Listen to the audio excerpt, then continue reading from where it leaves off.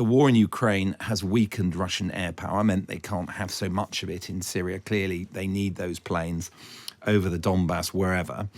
And I think more importantly, Israel's attacks on Hezbollah, starting off in August, with the pages and everything else, have really broken the organisation militarily. Occasionally, before the ceasefire came in, fragile ceasefire, they would fire off rockets, maybe 50, maybe 100, to try and show they were still in business.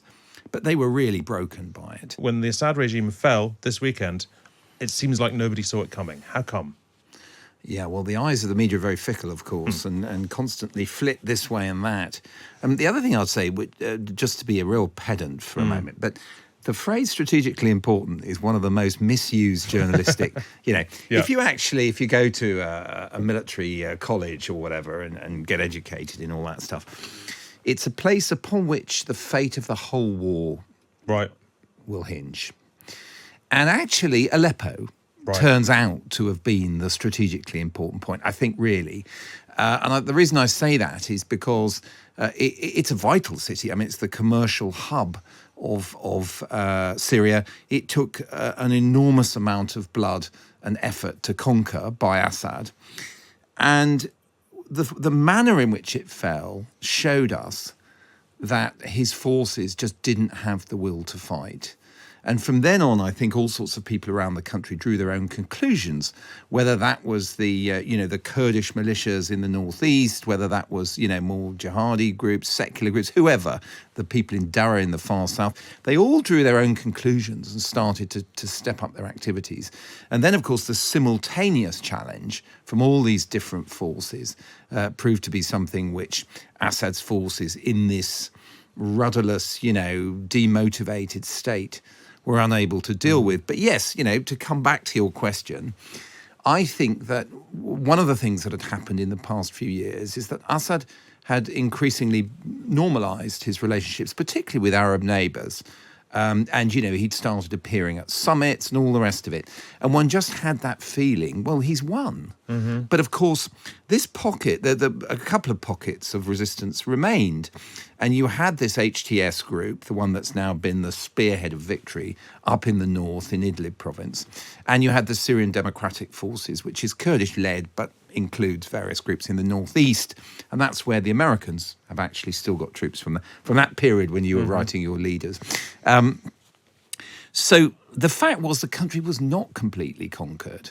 And HTS was busy, they had a lot of money from Qatar, they had a lot of support from Turkey, retraining, rearming, training their people to do things like, first-person view drone attacks where, the operator either wears goggles or sometimes even uses their smartphone to fly explosive devices through windows or into bunkers, or we've seen a lot of it in Ukraine. Yeah. But all of that kind of stuff. And they were ready to launch a much more effective attack on the Assad forces. And then, as I say, when that fell on Aleppo, we suddenly thought, this could all go, and indeed it did. Look, HTS then, the who we understand now to be more or less leading Tahrir al-Sham, who I suppose one shouldn't describe as rebel forces anymore because they're no longer rebel forces because they've taken over. But what do we know about them? The US and the UK describe them as a terror organisation still. How much should our celebration at the fall of Assad be mollified, moderated by the thought that actually this could be somebody quite alarming taking over?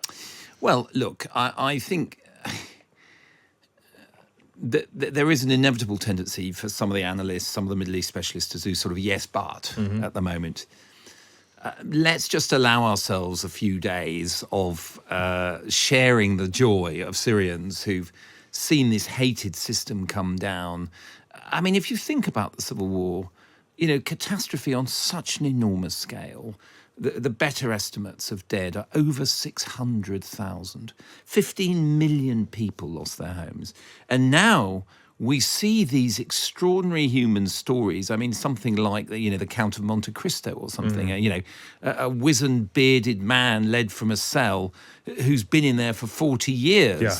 Or I just was reading another story this morning about a guy who'd gone off to take his medical exam 13 years ago and never come home. I mean, this is Ceausescu level, but beyond, right? Oh, it's beyond. Yeah. It's beyond. I mean, tens of thousands of people detained, many of them, of course, murdered during those years that they disappeared. Families never knew anything. So we've got this joyous moment. And, of course, all of the different armed factions will try and share in that. But then you come back to this irreducible fact that HTS, this Islamist organization, provided the hardcore of the victorious forces and particularly triggered that process in Aleppo.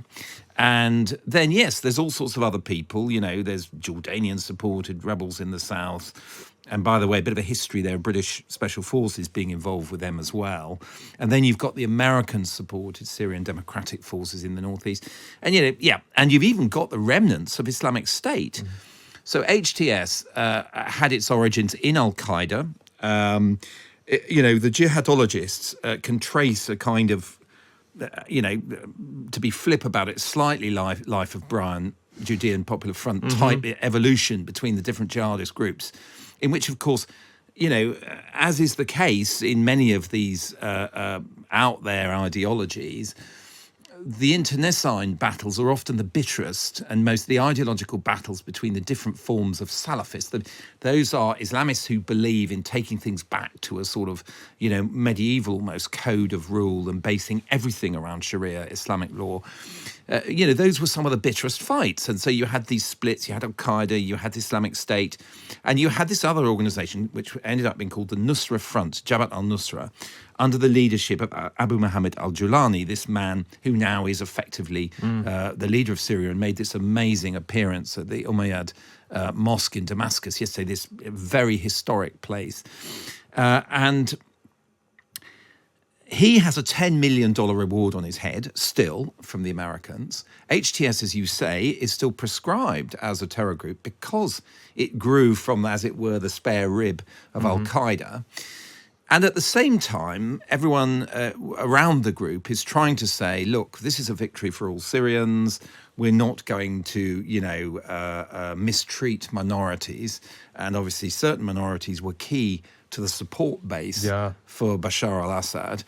And they're trying to say, look, we're going to take this easy and respect differences. Now, you might argue that, for example, a group like Hezbollah in Lebanon has long, in certain ways, certain quite interesting ways, respected the fact that Lebanon is a multicultural, multi-ethnic type of society with different beliefs.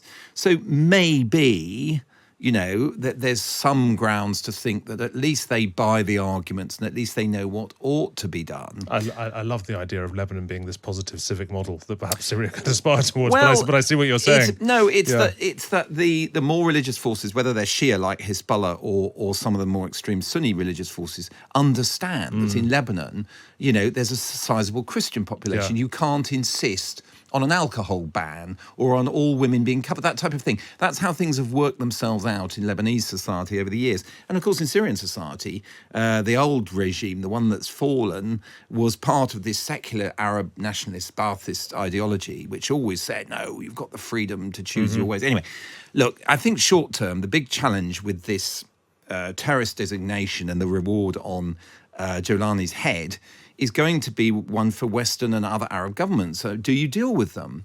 Because... well, I mean, let's broaden this out a bit to the general geopolitical picture, for which actually Joe Biden has been incredibly helpful, because President Biden gave a speech, I think, yesterday, and he painted a picture of America's enemies generally having been weakened by all this. For the first time ever, neither Russia, nor Iran, nor Hezbollah could defend this abhorrent regime in Syria. And this is a direct result of the blows that Ukraine, Israel have delivered upon their own self-defense with unflagging support of the United States. I mean, so the message there is pretty clear that this is not just the Syrian opposition rising up and finally overthrowing the dictator. This is also the result of what's been happening between Israel and Hezbollah, what's been happening between Ukraine and Russia.